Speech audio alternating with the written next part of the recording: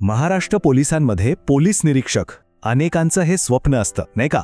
हे पद जितकं मानाचं आहे तितकाच या पदापर्यंत पोचण्याचा मार्ग अनेकांना गोंधळात टाकणारा असतो. तर आज आपण पोलीस निरीक्षक बनण्याचा हा नेमका मार्ग आहे तरी काय हे अगदी सोप्या भाषेत समजून घेणार आहोत. चला तर मग सुरुवात करूया. आजच्या या विश्लेषणामध्ये आपण पाहणार आहोत की ध्येय काय आहे, त्यातला गैरसमज कोणता, पहिली पायरी कोणती, बढती कशी होते, दुसरा मार्ग कोणता आणि तयारी कशी करायची. पोलीस निरीक्षक नुसतं नाव ऐकलं तरी एक आदर आणि जबाबदारीची भावना मनात येते.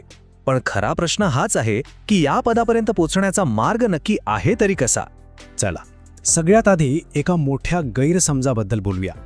तो प्रश्न जो जवळजवळ प्रत्येक इच्छुकाच्या मनात येतो, काय थेट पोलीस इन्स्पेक्टर पदासाठी भरती होते का?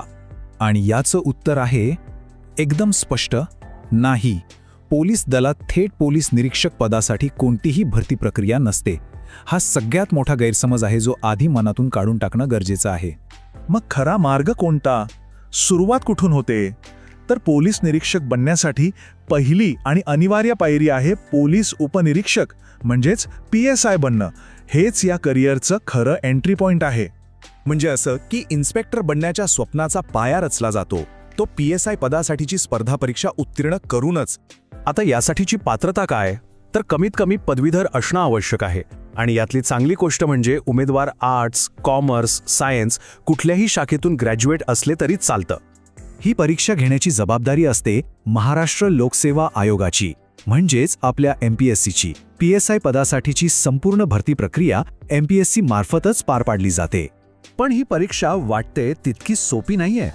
यात तब्बल 4 मोठे टप्पे पार करावे लागतात. आधी पूर्वपरीक्षा, मग मुख्य परीक्षा, त्यानंतर शारीरिक चाचणी आणि सगळ्यात शेवटी मुलाखत. हे 4ही अडथळे पार करणं महत्त्वाचं आहे. अर्थात पोलीस दल म्हटल्यावर शारीरिक क्षमता तर आलीच. पुरुष उमेदवारांसाठी साधारणपणे 165 सेंटीमीटर उंचीची अट असते, तर महिलांसाठी 155 सेंटीमीटर. आणि हो, धावणे, गोळाफेक अशा वेगवेगळ्या शारीरिक चाचण्यांमधूनही स्वतःला सिद्ध करावं लागतं. ठीक आहे, समजा परीक्षा पास झाली आणि PSI म्हणून निवडही झाली. मग पुढे काय? इन्स्पेक्टर पदापर्यंतचा प्रवास नक्की कसा असतो? तर बघा, एकदा PSI म्हणून सेवेत रुजू झाल्यावर खरा प्रवास सुरू होतो, अनुभव मिळवण्याचा. सेवेतील कामगिरी आणि अनुभवाच्या आधारावर बढती मिळते. यासाठी कधीकधी खात्याअंतर्गत परीक्षा पास करावी लागते किंवा सेवा ज्येष्ठतेनुसार म्हणजेच सिनियरिटीनुसारही प्रमोशन मिळतं. आणि PSI पासून पोलीस निरीक्षक म्हणजेच PI पदापर्यंत पोहोचायला साधारणपणे 8 ते 12 वर्षांचा कालावधी लागतो. हो, इतका वेळ लागतो. हा खऱ्या अर्थाने संयम आणि सातत्याचा खेळ आहे. आता पोलीस दलात मोठ्या पदावर जाण्यासाठी अजून एक मार्ग आहे, एक वेगळा उच्च स्तरावरचा मार्ग. तो कोणता आहे ते पाहूया. आणि तो मार्ग आहे UPSCचा, म्हणजेच केंद्रीय लोकसेवा आयोगाच्या परीक्षेचा. ही राष्ट्रीय स्तरावरील परीक्षा उत्तीर्ण झाल्यास थेट भारतीय पोलीस सेवेत म्हणजेच IPS सारख्या मोठ्या पदांवर नियुक्ती मिळते. एक गोष्ट इथे लक्षात घ्यायला हवी की IPS अधिकाऱ्यांची नियुक्ती ही पोलीस निरीक्षक पदापेक्षा खूप वरच्या रँकवर होते. त्यांची सुरुवातच अधीक्षक किंवा त्याहून मोठ्या पदांपासून होते. चला आता पुन्हा आपल्या मूळ मार्गावर येऊया.